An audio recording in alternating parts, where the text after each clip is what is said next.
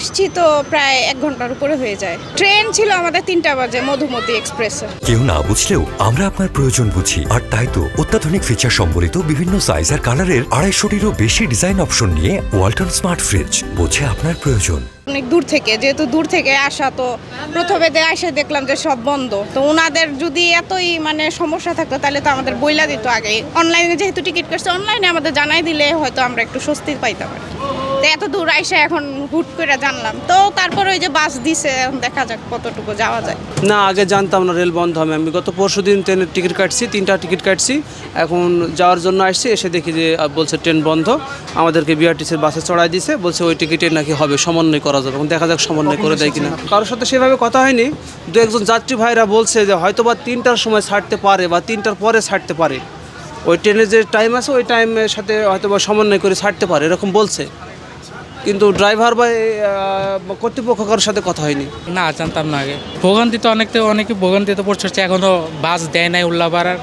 এখন থেকে ক্যান্সেল করে বাসে যেতে হবে। এটা তো ব্যবস্থা তো নিতে হবে সরকারকে, অনেক ব্যবস্থা নিতে হবে সরকারকে।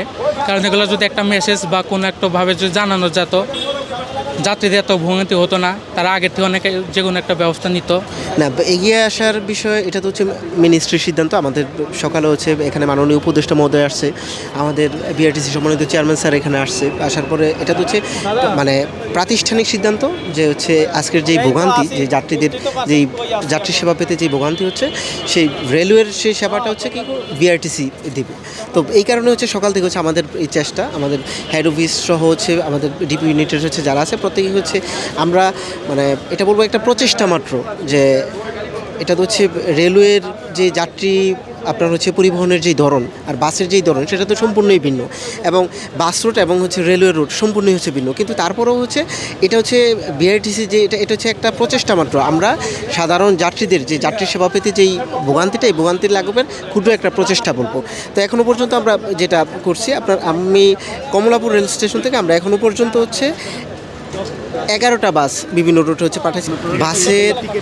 বাসের ভাড়ার বিষয়ে আমরা বলি, ভাড়া আমাদের হচ্ছে ভাড়া নেওয়ার ক্ষেত্রে কোনো সিদ্ধান্ত নয়। সেটা হচ্ছে রেলওয়ের যে টিকিট আছে, আপনার কাছে যদি ট্রেনের টিকিটটা থাকে ওই টিকিটে আপনি বাসে চড়তে পারবেন।